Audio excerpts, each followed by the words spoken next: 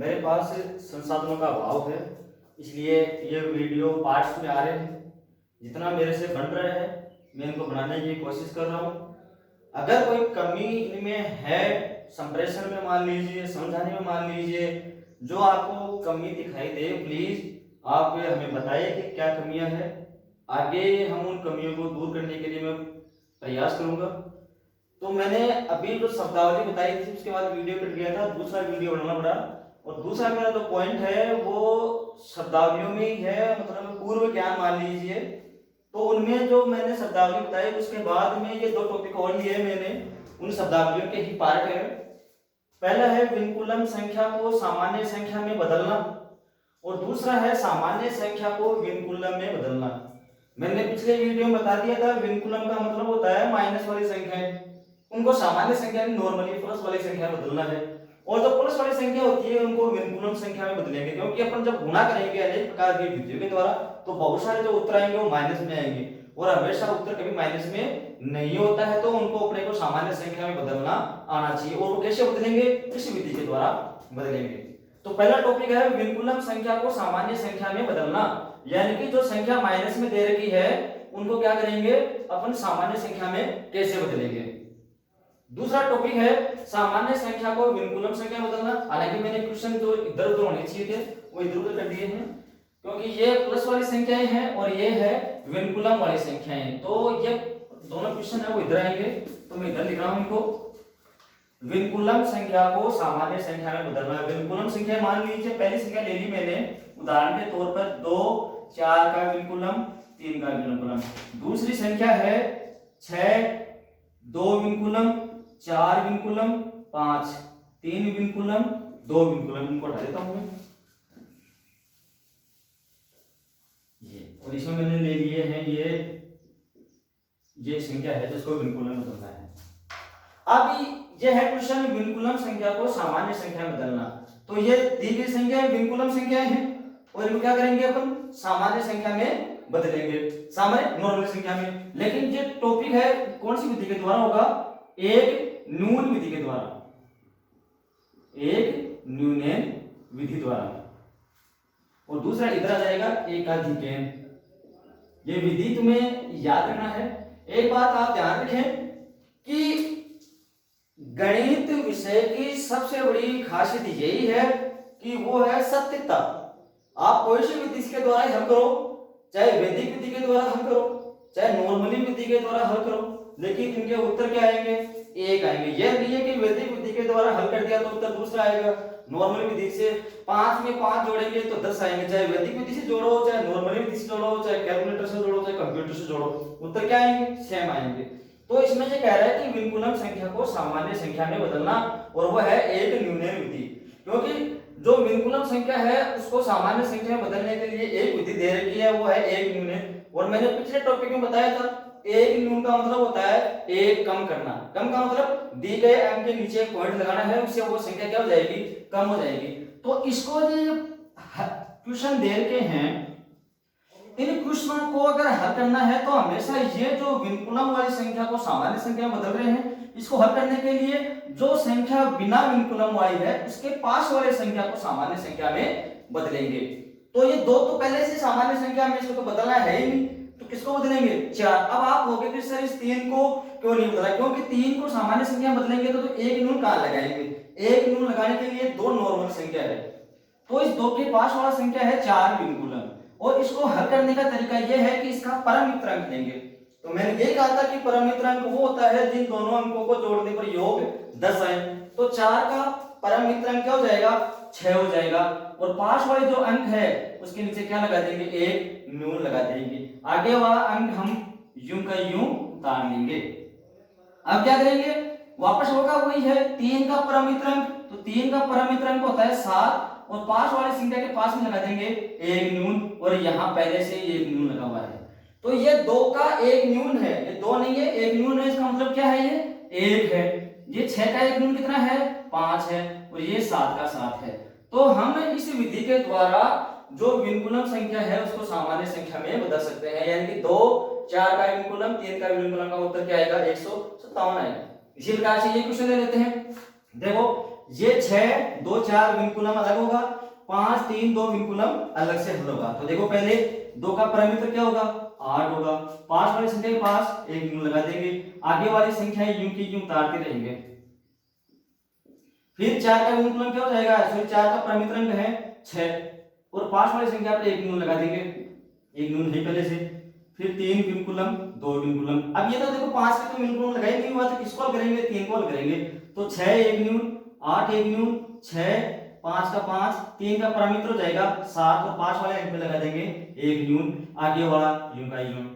6 एक न्यून 8 एक न्यून 6 5 एक न्यून, 2 का परिमित हो जाएगा 8 और 7 के नीचे लगा देंगे एक न्यून। ये एक न्यून है, न्यून और में बदल देंगे। तो 6 का एक न्यून का मतलब 5, 8 का एक न्यून का मतलब 7, 6 का 6, 5 का एक न्यून 4, 7 का एक न्यून 6 और 8। तो इस दी गई विंकुलम संख्या को सामान्य संख्या में इस प्रकार से बदलेंगे। और ये आगे जो गुना है अपने निकलन सूत्र के द्वारा और भी सारी विधियां दे रखी है उनके द्वारा हल करेंगे, तब इसको सामान्य संख्या में बदलने में काम आएगा। अब आ रहा आगे वाला टॉपिक, सामान्य संख्या को विंकुलम संख्या में कैसे बदलेंगे, और वो तरीका कौन सा है, एकाधिकेन पूर्वेण के द्वारा। तो जाहिर सी बात है तीनों नॉर्मली संख्या है, तो जैसे जोड़ बाकी गुणा भाग हम नॉर्मली विधि से करते हैं, तो पीछे की तरफ से ही हम इसको यानी इकाई के अंक से शुरुआत करेंगे। तो देखो ये 4 है, तो 4 का परिमित अंक क्या हो जाएगा 6 और पहले वाली संख्या उस पे क्या लगा देंगे एक अधिक लगा देंगे और आगे यूज का यूज जाएगा। तो 6 का 6, तो ये कितना है 9 नहीं है, 9 का एकाधिक है, क्योंकि इसमें मैंने पहले कहा कि सामान्य संख्या को विंकुलम में बदल रहे हैं, तो वो क्या हो जाएगा एकाधिक हो जाएगा। ठीक है, तो अब ये क्या है एकाधिक लगाएंगे तो 9 10 का परिमित अंक क्या हो जाएगा 0 और पहले वाली संख्या पे क्या हो जाएगा, जाहिर सी बात है इस पे एकाधिक लग जाएगा।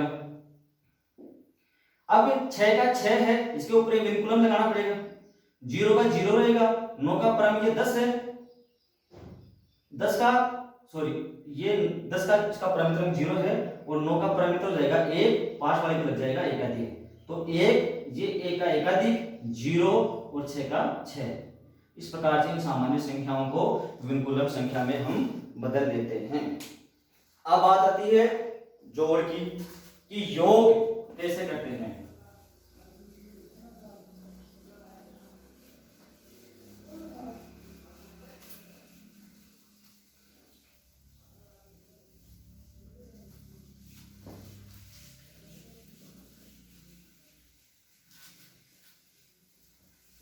विद्यार्थियों से अनुरोध है कि ये जो पूर्व शब्दावली है एक बार आप इनको हल करने का प्रयास करें। हालांकि ये परीक्षा में नहीं आते, लेकिन अगर आप इस शब्दावलियां ये कंसेप्ट आपको क्लियर नहीं होंगे तो आगे वाली प्रश्नावली आप हल नहीं कर पाओगे।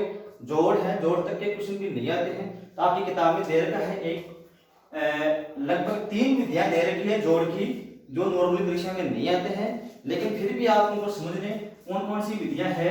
पहली है जोड़ की एकाधिकेन पूर्वेण,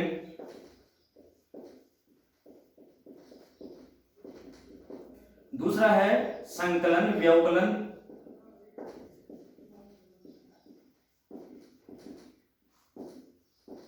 संकलन व्यवकलन, तीसरा है पूर्णाभ्याम विधि और चौथा है भिन्नों की जोड़। और भिन्नों की जोड़ में सबसे बड़ी विधि है विलोकनम तिर्यक विधि। पहले बता रहा हूं मैं 10th क्लास में टॉपिक को कोई लेना देना नहीं है, लेकिन आपको ये समझना है कि आप इन विधियों के द्वारा कैसे हल करेंगे। तो मैं पहले एक सवाल ले लेता हूं एकाधिकेन पूर्वेण द्वारा। सबसे नॉर्मली एक बात और ध्यान रखें कि अगर परीक्षा में वो जो विधि कह रहा है अपने को वही विधि काम में लेनी है। अगर वो कहे एकाधिकेन पूर्वेण द्वारा जोड़ना है तो एकाधिकेन पूर्वेण के द्वारा ही जोड़ना है। अगर वो कहे कि संकलन व्यवकलन द्वारा हल करें तो संकलन व्यवकलन के द्वारा ही हल करना है। अगर वो कहे कि पूर्णाभ्याम विधि के द्वारा जोड़ करना है तो उसी विधि से जोड़ करना है। उत्तर सबके सेम आएंगे, लेकिन करने का हल करने का तरीका है सबका अलग रहेगा। एक है मिश्र भिन्नों की जोड़ है और वो विधि है विलोकनम तिर्यक। विलोकनम तिर्यक है विधि, उसके द्वारा हल करेंगे। तो सबसे पहले मैं ये विधि काम में ले रहा हूं, 1 नंबर लगाया है, तो पहली विधि है एकाधिकेन पूर्वेण। एक हल्का सा सवाल ले लेता हूं ताकि वीडियो ज्यादा नहीं बने।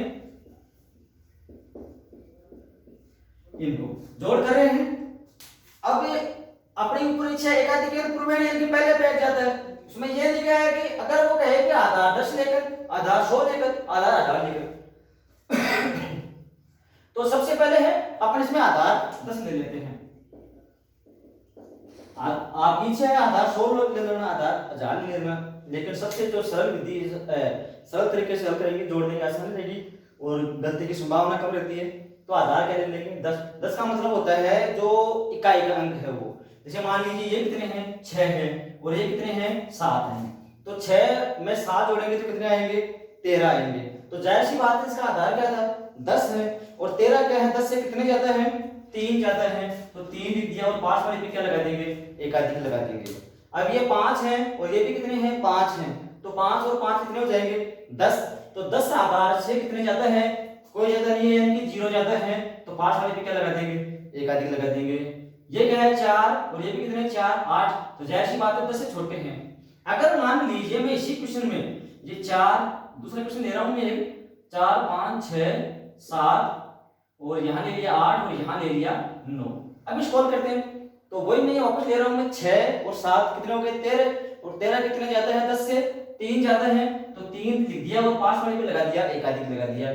ये 8 और ये कितने हैं 9, तो 9 और 5 14 का 4 और पास वाले पे लगा दिया एकाधिक।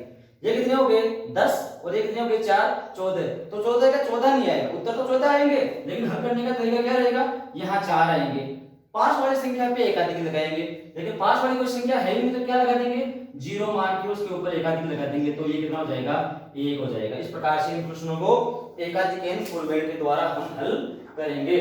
दूसरा है संकलन व्यवकलन के द्वारा जोड़, ये ऐसे क्वेश्चन लेने हैं हल करने हैं। दूसरा क्वेश्चन है संकलन। संकलन का मतलब होता है देखो नाम से स्पष्ट होता है जोड़, व्यवकलन का मतलब होता है घटाना, जोड़ना और घटाना विधि है। एक मैंने टॉपिक ले लिया यहाँ पे 11 प्लस 8 प्लस 13 प्लस 14, ये इनको अपन क्या करना है जोड़ना है। कौन सी विधि के द्वारा संकलन व्यवकलन विधि के द्वारा। आधार क्या लेना पड़ेगा इसमें 10। मैंने पहले भी कहा था कि गणित का वैदिक गणित का ऐसा कोई क्वेश्चन नहीं है जो किसी आधार के बिना संभव है, तो जाहिर सी बात है ये 11 10 से कितना ज्यादा है 10 ज्यादा है, तो इसको कैसे तोड़ेंगे 10 प्लस 1 प्लस ये 8 है 10 से कितना कम है 2 कम है, तो 8 को अपन ये भी लिख सकते हैं 2। देखो जोड़ रहे हैं घटा रहे हैं, ये विधि है जोड़ना है घटाना है, आधार में जोड़ना है आधार में ही घटाना है। प्लस 13 कितना ज्यादा है 3 ज्यादा है, प्लस 14 कितना है 4 ज्यादा है, तो देखो ये आधार को एक तरफ ले लेते हैं, तो कितना हो गया 10 20 30 40 हो गया, तो कितना बच गया देखो ये है 4 3 7 7 1 8, 8 में से 3 गए कितने बच गए, सॉरी 8 में से 2 गए तो 6 बच गए, उत्तर कितने आ जाएंगे 46 आ जाएंगे। इस प्रकार से ये विधि है संकलन व्यवकलन विधि के द्वारा जोड़ना, कि आधार में जोड़ना है आधार में घटाना है, और ये 10 10 वाले जो आधार है उनको एक तरफ ले लेंगे, बाकी को जोड़ देना है और घटा देना, जो शेष बच जाए उसको उपाधार में जोड़ देना है 40। इस प्रकार से प्रश्नों को हल करेंगे। तीसरा है पूर्णांक विधि। पूर्णांक का मतलब होता है पूर्ण संख्याएं जिनमें कोई अंश नहीं हो, यानी कि कहने का मतलब एक मैं क्वेश्चन ले रहा हूं यहाँ पे 32 प्लस 68 21 प्लस 17, तो यूं मान के चलिए कि यहाँ 21 कर देता हूँ और यहाँ में कर देता हूँ 32, कोई फर्क नहीं पड़ता, इससे आगे पीछे कैसे भी कर सकते हैं, लेकिन मैंने थोड़ा कंफ्यूज करने के लिए आगे पीछे किया है। पूर्णांक यानी कि अपने को इनमें इकाई का अंक देखना है कि इकाई के अंक में 23 है यहाँ पे, क्योंकि इस विधि के द्वारा वही क्वेश्चन हल होंगे जिनमें इकाई के अंकों को जोड़ने पे क्या है वो पूर्ण संख्या बन जाए, किसका 10 का, जिसमें 10 का भाग है। इसलिए देखो इसमें इकाई का अंक क्या है 3 है, तो ऐसी कौन सी संख्या है कि इस 3 में जोड़ने पर वो क्या हो जाए 0 हो जाए, तो जाहिर सी बात है ये कितना है 7 है, क्योंकि 3 में 7 जोड़ेंगे तो क्या हो जाएंगे 0 हो जाएगा, तो इन दोनों संख्याओं को क्या ले लेंगे पास में ले लेंगे, और ये 8 में 2 जोड़ेंगे तो क्या हो जाएगा 10 हो जाएंगे, तो 68 प्लस 32 इनको जोड़ देंगे तो 23 और 17 40, और ये कितने हो जाएंगे 70 और 30 100, इन दोनों को जोड़ देंगे तो 140। इस प्रकार से पूर्णांक विधि के द्वारा हल कर लेंगे।